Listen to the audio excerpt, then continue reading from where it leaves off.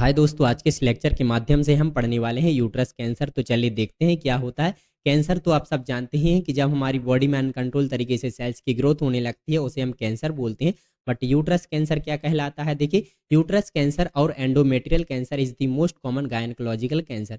तो जो हमारा यूट्रस होता है, अगर इसमें अनकंट्रोल तरीके से सेल्स की ग्रोथ होने लगती है, ट्यूमर का फॉर्मेशन होने लगता है इस प्रकार से, तो उस कंडीशन को हम यूट्रस कैंसर बोलते हैं, या फिर इसे हम एंडोमेट्रियल कैंसर के नाम से भी जानते हैं, जो कि ये गायनेकोलॉजी का मोस्ट कॉमन कैंसर होता है। ठीक है, चलिए इसके बाद हम देखें तो देखिए, at develop on the body of the uterus. तो जो हमारा यूट्रस होता है, तो यूट्रस का जो ये वाला सेंटर वाला पार्ट होता है ये बॉडी कहलाती है। तो इसी वाले पार्ट में क्या होता है, कैंसर ओरिजिनेट होता है। ठीक है, यूट्रस के which is a hollow organ located in the lower abdomen. तो ये एक प्रकार का होलो ऑर्गन होता है, खोखला ऑर्गन होता है, जो कि फीमेल के लोअर एब्डोमेनल रीजन में ये प्रेजेंटेड होता है। ठीक है, चलिए इसके बाद देखिए, endometrium cancer originate in the inner lining endometrium of the uterus. तो जो एंडोमेट्रियम कैंसर होता है ये कहाँ प्रेजेंटेड होता है? एंडोमेट्रियम लेयर, मतलब यूट्रस की जो इनर लाइनिंग होती है, सबसे अंदर वाली जो लाइनिंग होती है एंडोमेट्रियम, तो उस वाली लाइनिंग में ही क्या होता है, कैंसर सेल्स की ग्रोथ हो जाती है, जिसे हम एंडोमेट्रियम कैंसर के नाम से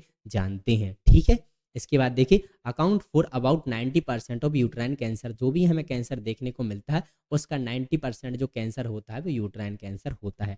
चलिए इसके बाद अब हम समझते हैं इसके कॉजेस एंड रिस्क फैक्टर, मतलब किस कारण से यूट्राइन कैंसर होता है। तो देखिए, the cause of uterine is unknown. तो अभी तक मतलब इसका एग्जैक्ट कॉज तो नहीं पता है कि किस कारण से यूट्राइन कैंसर होता है, बल्कि लेकिन कुछ इसके रिस्क फैक्टर हो सकते हैं जिसके कारण यूट्राइन कैंसर हो सकता है, जैसे कि क्रोनिक एक्सपोजर टू एस्ट्रोजन। अगर एस्ट्रोजन का बहुत ही ज़्यादा अमाउंट में क्या हो रहा है, प्रोडक्शन होता है फीमेल की बॉडी में, तो कहीं ना कहीं ये क्या कर सकता है, कैंसर को कोज कर सकता है। ठीक है, इसके बाद एंडोमेट्रियल हाइपरप्लेसिया। तो जो एंडोमेट्रियम जो इनर लाइनिंग होती है उसकी जो सेल्स होती हैं वो प्रॉपर तरीके से ग्रोथ नहीं करती हैं, अनकंट्रोल तरीके से ग्रोथ करने लगती हैं बहुत ही ज़्यादा अमाउंट में। तो कहीं ना कहीं इसके चांसेस के कारण क्या हो सकता है कि एंडोमेट्रियम लेयर में क्या हो सकता है, कैंसर अराइज हो सकता है। ठीक है, इसके बाद देखिए, ओबिसिटी एंड रिलेटेड कंडीशन। तो क्या होता है कि अगर ओबिसिटी होती है, ठीक है, बहुत ज़्यादा फैटी हो जाते हैं, ओबिसिटी होती है, तो कहीं ना कहीं ओबिसिटी भी कॉज कर सकती है कैंसर को। Then high fat diet. अगर आप बहुत ज़्यादा हाई फैट डाइट लेते हैं, ठीक है, पिज़्ज़ा बर्गर चाउमीन समोसा जो भी फैटिंग डाइट होती है अगर वो लेते हैं कहीं ना कहीं बहुत ज़्यादा, तो चांसेस हो सकते हैं। ठीक है, इसके साथ साथ डायबिटीज़ के कारण भी हो सकता है कैंसर। इसके साथ एज एज कैसे कर सकती है, जैसे कि more common after age on 50। 50 के अबव जो फीमेल होती हैं, 50 के अबव वाली एज वाली, उनको क्या होता है, यूट्राइन कैंसर होने के चांसेस हो जाते हैं। ठीक है, बढ़ जाते हैं। इसके साथ साथ family history of uterine cancer. अगर फैमिली में किसी को यूट्राइन कैंसर था तो मे भी चांसेस हो सकते हैं अदर पर्सन को भी ये हो सकता है फैमिली के। ठीक है, personal history of breast colorectal और कैंसर। मतलब कि अगर फीमेल को कभी ब्रेस्ट कैंसर था, कभी कोलोरेक्टल कैंसर था, या कहीं पर भी पहले कभी कैंसर था, तो मे भी चांसेस हो सकते हैं, क्या होता है, ब्लड स्ट्रीम और लिम्फ नोड के जरिए कैंसर क्योंकि फैलता है, तो मे भी चांसेस हो सकते हैं कि उसको यूट्राइन कैंसर भी हो सके। ठीक है, तो ये एक कॉज हो सकता है।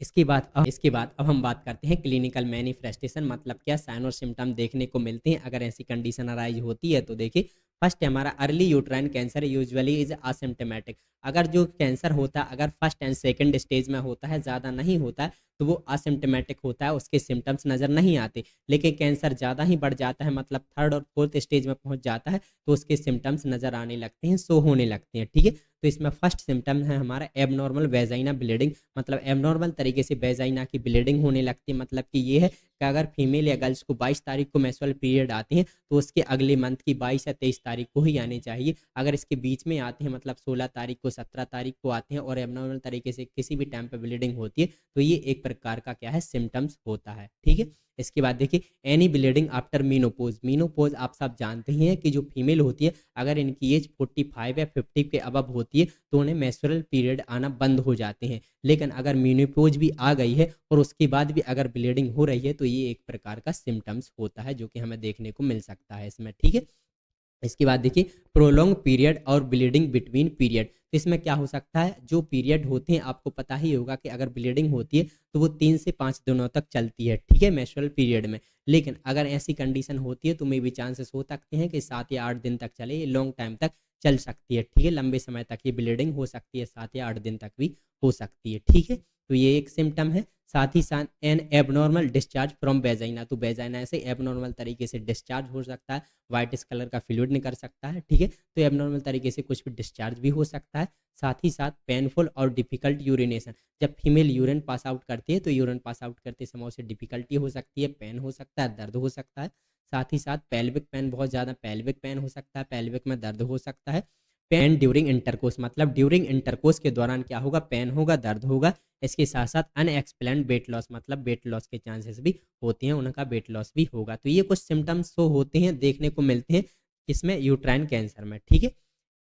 इसके बाद अब हम बात करते हैं डायग्नोस्टिक एवेल्युएशन की बात, कि इसका डायग्नोसिस कैसे किया जाता है। तो फर्स्ट है पेल्विक एग्जामिनेशन, प्रॉपर तरीके से पेल्विक का एग्जामिनेशन करना होता है, एग्जाम होता है, ठीक है। इसके बाद हम बात करते हैं पैप टेस्ट। पैप टेस्ट क्या होता है, पैप टेस्ट सर्विक्स में अगर किसी भी तरह की एबनॉर्मेलिटी आती है तो उसे फाइंड आउट करने के लिए और स्पेशल रूप से कैंसरस सेल्स को असेस करने के लिए ये टेस्ट करवाया जाता है। ये टेस्ट हर फीमेल को 3 साल में एक बार ज़रूर कराना चाहिए, ताकि फाइंड आउट हो सके अगर सर्विक्स में किसी भी तरह की एबनॉर्मेलिटी आती है तो, ठीक है।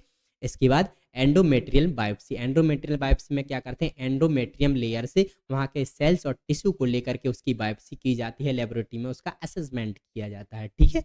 इसके बाद हम बात करते हैं dilation and curettage. Dilation and curettage एक प्रकार का मेडिकल प्रोसीजर होता है। इसमें डॉक्टर सर्विक्स को डायलोट करते हैं और फिर क्या होता है, जो एंडोमेट्रियम लेयर होती है वहाँ पर स्क्रैप करके वहाँ की सेल्स और टिश्यू का सैंपल लेकर के कलेक्ट करके उसका डायग्नोसिस किया जाता है, प्रॉपर तरीके से लेबोरेटरी में उसका असेसमेंट किया जाता है, ठीक है। इसके बाद हम बात करते हैं एक्सप्लोरेटरी लेप्रोटोमी। इसमें क्या करते हैं, स्मॉल इंसिजन करते हैं और लेप्रोस्कोप की हेल्प से उसका एग्जामिनेशन किया जाता है, ठीक है। इसके बाद हम बात करते हैं इमेजिंग टेस्ट। कुछ इमेजिंग टेस्ट भी किए जाते हैं, जैसे कि सीटी स्कैन और एमआरआई भी करवा सकते हैं, ठीक है। चलिए, इसके बाद अब हम बात करते हैं इसका मैनेजमेंट। इसका मैनेजमेंट कैसे किया जाता है, तो सर्जरी, सर्जरी में है स्ट्रेक्टमी। स्ट्रेक्टमी में क्या करते हैं, रिमूव ऑफ द यूट्रस। तो इसमें क्या करते हैं, पूरी तरीके से जो यूट्रस होता है उसे रिमूव कर दिया जाता है स्ट्रेक्टमी में, टोटल हिस्ट्रेक्टमी में, ठीक है। Some time with ovaries and fallopian tube, अगर ओवरी एंड फैलोपियन ट्यूब भी अफेक्टेड हो चुकी हैं, ठीक है, उसमें भी कैंसरस सेल्स की ग्रोथ कर गई है, तो उसे भी हम समटाइम्स रिमूव कर देते हैं, ठीक है, जिसे हम बिलाटेरल साल्पिंगो या ओओफेरेक्टमी बोलते हैं। इसमें क्या करते हैं, ओवरी और फैलोपियन ट्यूब को रिमूव कर दिया जाता है इस सर्जरी में, ठीक है। इसके बाद रेडिएशन थेरेपी भी कुछ चलाते हैं। रेडिएशन का यूज करके कैंसर सेल्स की ग्रोथ को कम किया जाता है, डिस्ट्रॉय किया जाता है, देखिए, to destroy cancer cells, cancer cell को डिस्ट्रॉय करने के लिए, ठीक है। इसके बाद कीमोथेरेपी यूज इन एडवांस्ड और एग्रेसिव केसेस। एग्रेसिव केसेस में क्या करते हैं, हम कीमोथेरेपी यूज करते हैं। कीमोथेरेपी में आपको पता ही होगा कि ड्रग्स का यूज करके कैंसर सेल्स की ग्रोथ को कम किया जाता है, उन्हें डिस्ट्रॉय किया जाता है, ठीक है। इसके बाद हार्मोनल थेरेपी भी कुछ दे सकते हैं, ताकि ये कैंसर सेल्स को ट्रीट किया जा सके, तो हार्मोनल थेरेपी भी देते हैं। तो ये तो होगा इसके मैनेजमेंट की बात। Thank you for watching my video. अगर वीडियो पसंद आए तो प्लीज़ चैनल को लाइक एंड सब्सक्राइब जरूर करें।